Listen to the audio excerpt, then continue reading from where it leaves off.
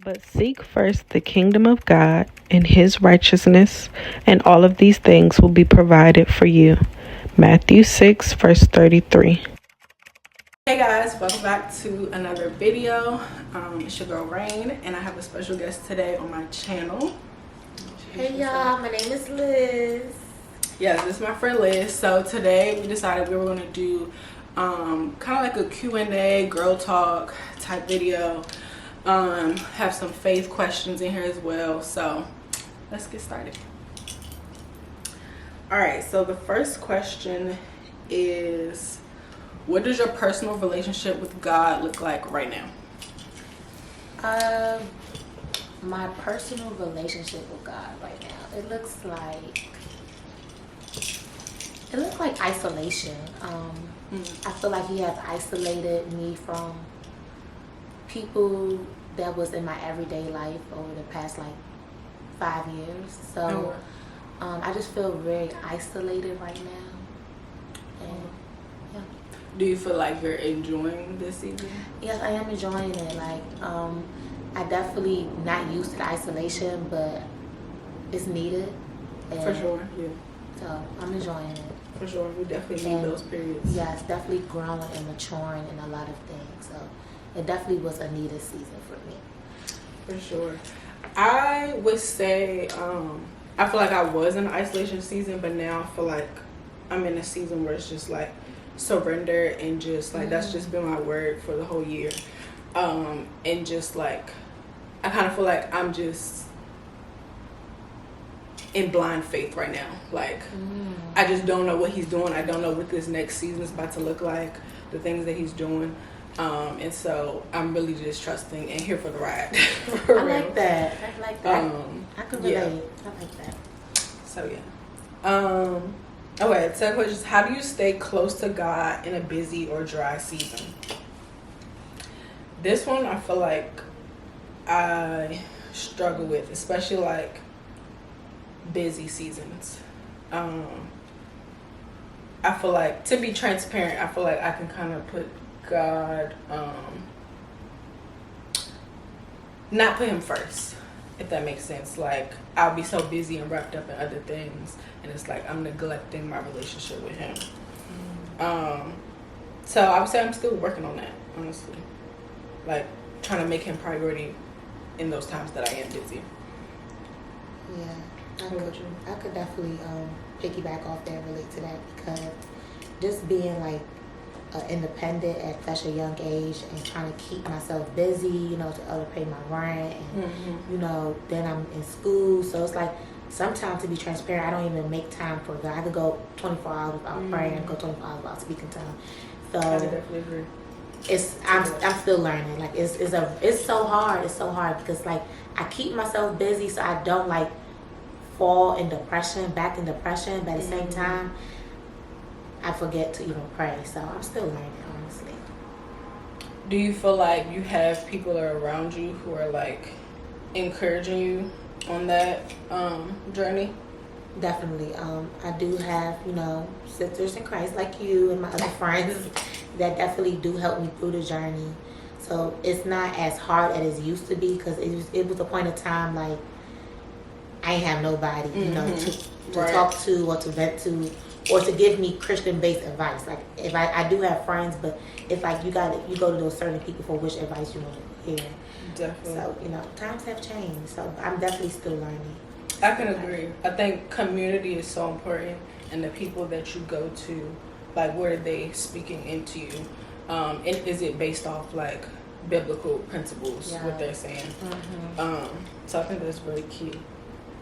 Okay, next question is, have you ever questioned your faith? Yeah, I won't say the second part, but have you ever questioned your faith, your belief in God, the path you were on? Like, have you ever questioned that?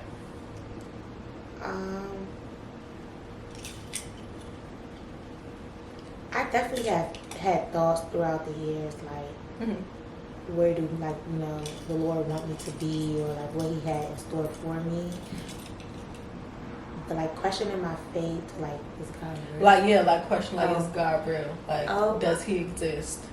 Honestly, no, I never. I don't think I ever had them thoughts. Like, I probably the most thoughts I had. Like, I always believed in God at a young age. Like, I know God is real. I understand. Like, you know. What made you believe in Him at such a young age? Because I feel like for me that was a struggle. I felt like, you know, my parents like, oh, we're going to church. Like, I felt like it was very like, yes, I appreciate them for like pushing me going to church, but I feel like as a young person, I never had like a relationship with God. It was just like, oh, this is what I'm supposed to be doing. I'm supposed to be going to church. Like, yes. So same for me. Like, I grew up in the church, didn't really learn, you know, in the church, but until like 2017, 18 is like when I discovered my own relationship for Christ. But I don't think I ever had the thoughts like if God is real, because like I don't know, I just been through so much. Like I'm like growing up, like my childhood was very rough, so I knew God was real because like He done brought me out of a lot of things, you know,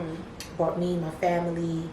So I knew He was real, but I feel like I questioned Him sometimes, like when He didn't move on a pace that I wanted Him to move. Like, hello, are you there? Are you gonna get me through this? Even though He got me through it maybe 3 years ago, but it's like, hello, are you there? Like, I know there's a God, but it had been a time that I've been like, hello, are you there? Like, question you're not like moving as fast. if He's hearing your prayers, stuff like that. Yeah, hearing my prayers, or even like just seeing me, because it's like, if you seeing me, like, why am I going through this? You know, I used to always think like that, like, but now I kind of understand, like, you know. Yeah, I would say for me, I have questioned if there was a God.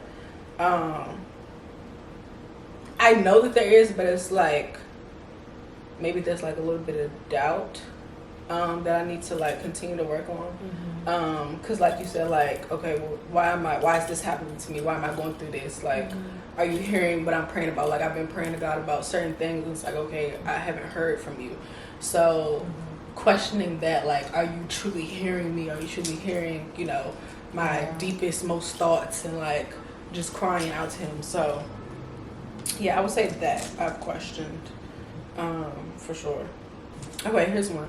What does it look like to live boldly for Christ in today's culture? Whew. It's a loaded question.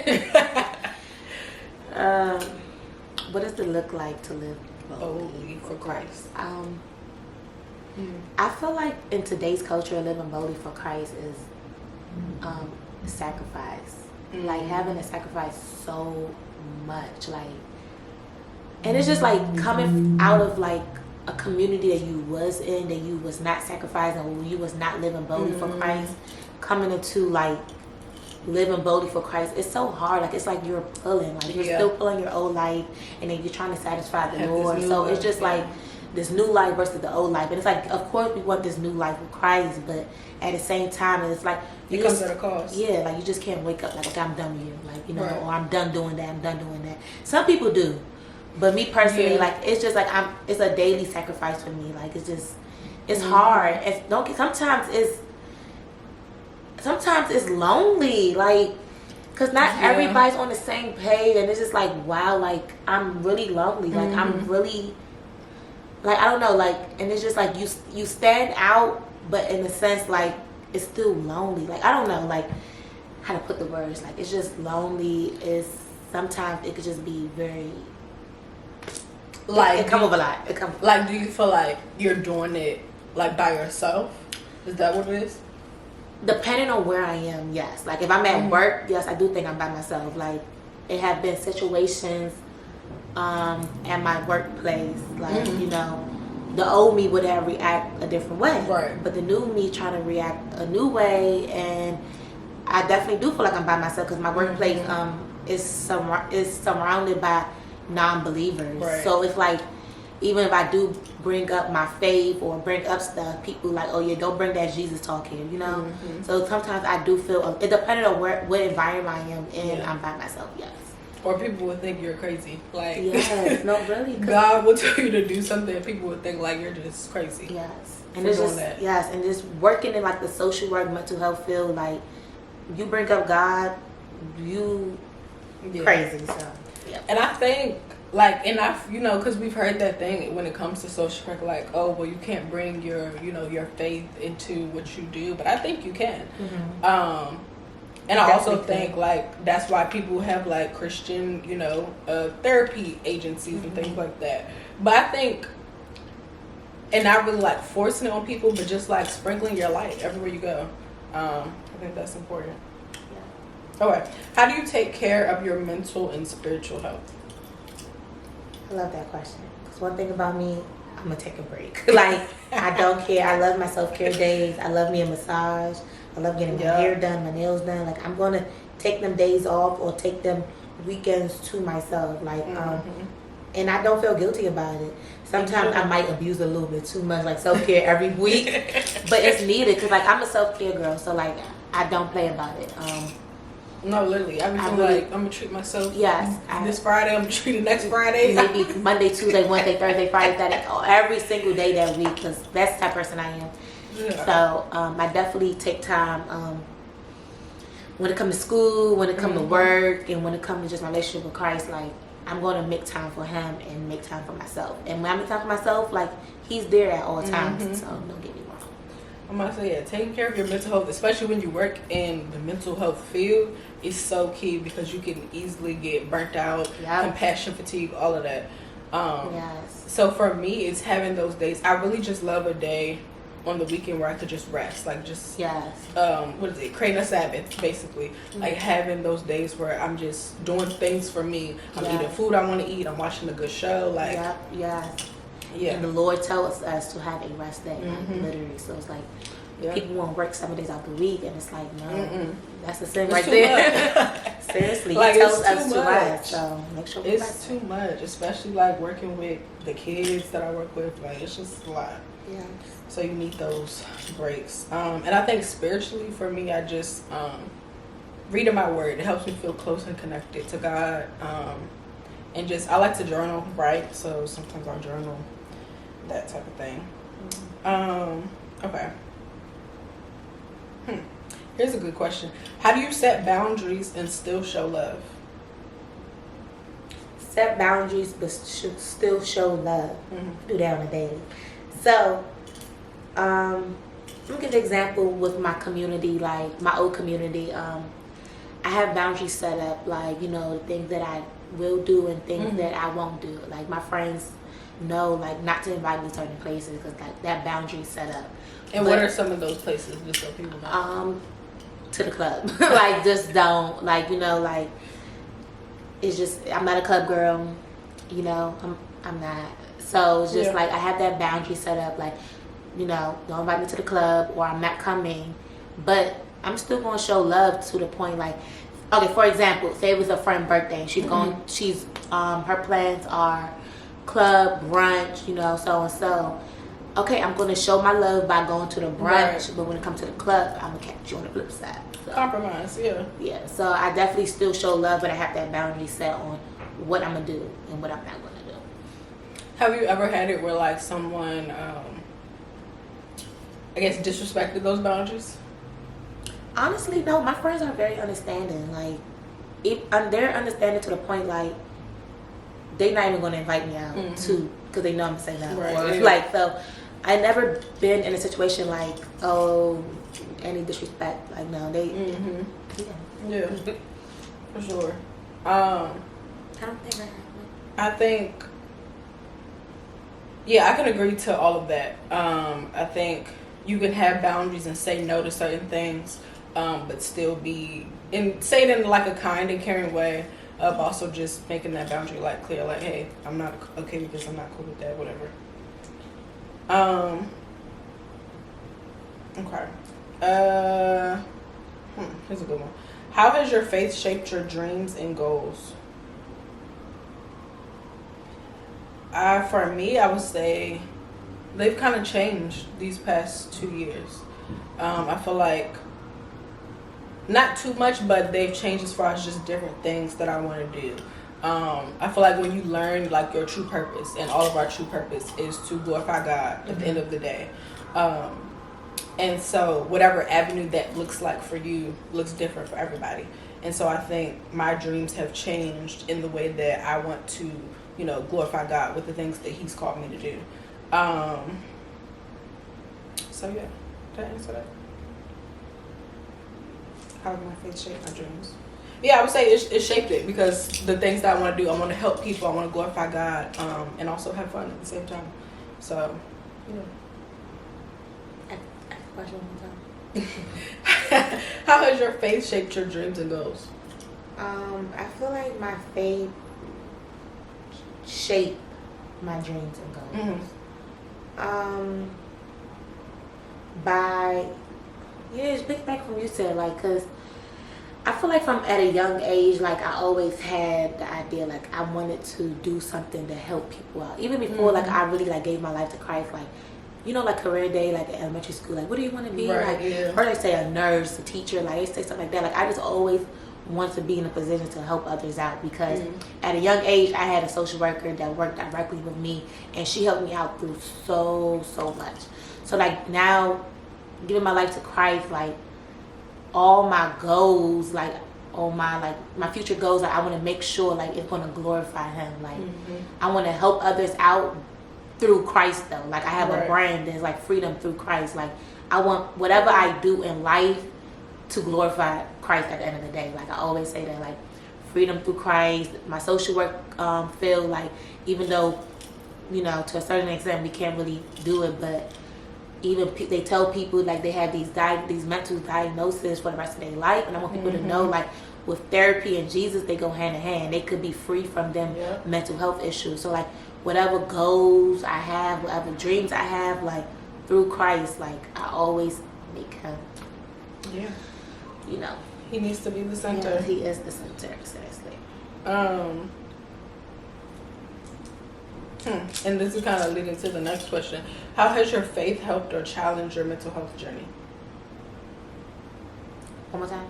How has your faith helped or challenged your mental health journey? That's a good one. I like. Okay, so before I gave my life to Christ, like I was having severe mental health issues. Like I got diagnosed with a whole I got diagnosed with severe depression, anxiety. So like I was dealing with a lot of mental health, a lot. But I was once I gave my life to Christ and like I was like deeply in my, like, you know, like you have that first spark, like I was like, I just felt so like healed. Like I felt so like, wow, the Lord took away my depression. And then it was a season like after my walk with Christ, like I fell back into like severe depression again. And then I just like left God alone. Like, you know what I'm saying? Like I was just like, okay, I'm just gonna deal with my depression. Like, you know, the feeling like I really stopped talking to the Lord. So I just feel like he really like the Lord just shaped my whole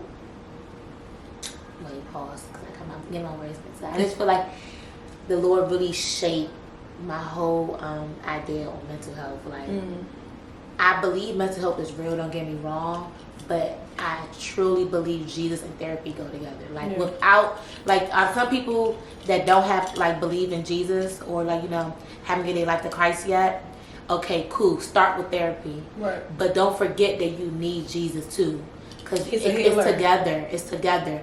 But and then I tell people that's believers, like, okay, cool, follow Jesus, but don't think that you don't need a therapy, because it really is a hand-to-hand too. Like you need both. You just can't have one or the other. Like you need both. And I truly believe with both, like you will be healed. Like things will get better. Things will change. Like you just cannot have one. Like I've been in a season where I just did medicine. I just did therapy only, and things didn't go good. I've been in a season where I just did I just did Jesus only, and things, you know, wasn't as best as it could be. But once I've been in a season where I choose both therapy, medicine, and Jesus, like therapy and Jesus together, and things was excellent for me. So it's just like I've been in both seasons. I've been behind both doors, and I get it. And some people are, you know, against the therapy and the medication, but just give it a try before you know you go against it. So I definitely feel like the Lord have very, you know, changed my thoughts on mental health in that way. I must say, I can agree. I as well was diagnosed with anxiety, depression, and it's been a journey. I think the way my relationship with God has helped me is that I know that this is not something that I have to carry by myself. I can go with him about how I'm feeling. And I think just like she said, like therapy and Jesus work hand in hand. So, and also I also want to mention that like I am currently looking for someone who can offer like come from a biblical aspect and also from like a mental health background, because I think that would be what's best for me. But yeah, I think it's helped me, my relationship with God, because I know that I can come to him with whatever is going on, any worry that I might have, any sad mood, all of that. So I would say it's helped significantly. One more thing I want to add to that. Y'all watching this and you guys are looking for a therapist, make sure you find a Christian-based therapist, because some people, you know, want to get closer with Christ and then looking for a therapist that's atheist. Like that's not gonna work. So make sure you find a Christian-based therapist that's not gonna only help you mentally but leads you towards Christ, help you with your walk. And there's a lot of therapists out there that's Christian-based that will help you with mental health and spiritual. So make sure y'all do that. And we'll use like the Bible in their sessions, all of that. So definitely, I would agree to that. Okay, let's move on to relationships. This is like friendships and dating. How do you know when a friendship is no longer God aligned?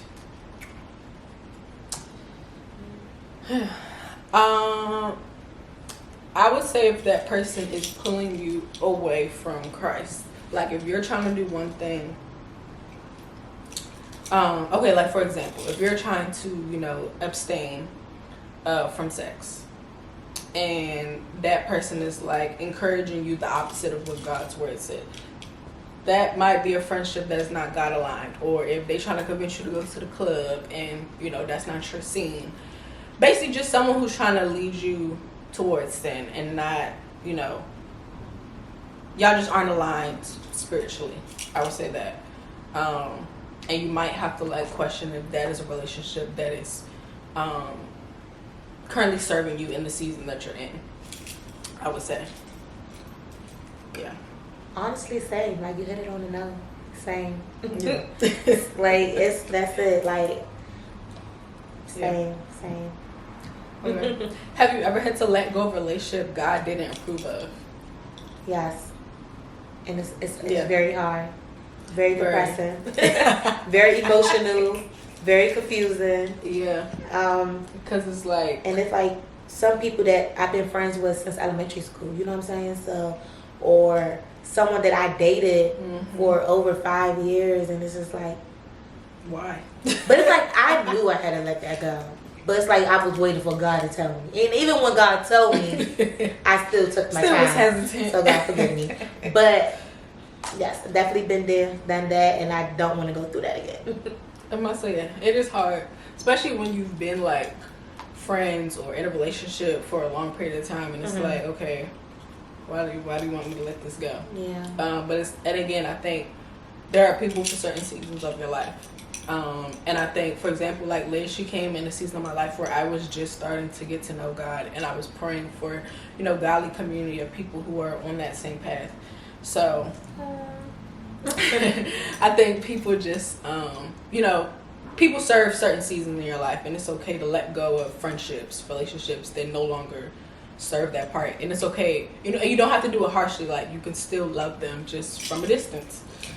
So yeah. What are your dating boundaries as a Christian woman?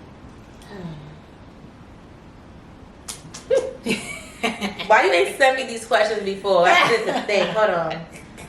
I should have. Say the question one more time. What are your dating boundaries? So, like, when it comes to you, you know, dating. Are you dating? Am I dating? I'm girly. No, I'm not dating. I'm about to say I'm not.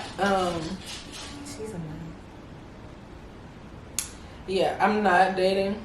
I was watching that new Netflix show Forever. Have you seen it? No, I've been hearing about it. Don't tell you. Don't tell Okay, me no, I'm not nothing. gonna tell you. But I'm going to watch it. I started watching it last night, and I was like, man, God, what is gonna be my time? No, okay, I'm gonna It's watch gonna it. be I'm gonna me. watch it this week. 'Cause I keep seeing it all over TikTok. Yeah, it just came out, I think, on Thursday. But yeah, definitely, it's so beautiful, y'all. I love a good romance TV show movie. But What's your dating boundaries?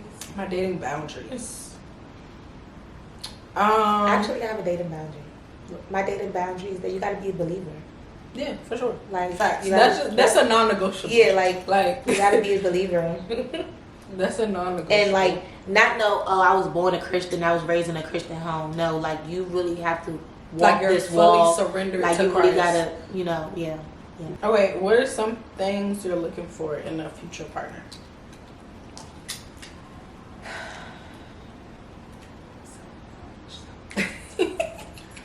No, but I'm looking for just like for a man to really care for me, because I just feel like for at a young age, like I had to be like very masculine and like like put my big girl pants on and really do things and take care of myself, my mother, and like just at a young age or like just I'm just looking for a man to take care of me and and really care for me though, because like like growing up like with sickle cell and all that, like I just want to be cared for when it's time to be cared for, like seriously cared for. So and not be like, oh no, I got it. Like when somebody asks you want me to help you with that, like no, I want to tell you yes, I need help. Right. Yeah. But like I just have this like image, like energy. I don't know how to, like I just want to relax. Yes, I need help. Yes. Yes. But I'm looking for other things, but that's number one. Soft girl wife. Yes. For me, and this is always going to be my answer for this question. A man who loves me like Christ loved the church. Period. Jesus literally died for me. So I want a man. That's not that. But yes, but just a man that's just just loves me unconditionally. All about me, like locked in forever. Like I'm waiting for you. Okay. But yeah, that just loves me unconditionally. But yeah, just a man who loves me unconditionally. There's more things, but like I would say that's the main thing. A man who is surrendered to Christ, knows the Lord, loves the Lord. He is a first priority. And I would also say a man who has good community. I think the people that a man has around him says a lot, and vice versa for women too. Yes, that's good. But yeah. What is one thing you're still unlearning about womanhood, love, or God?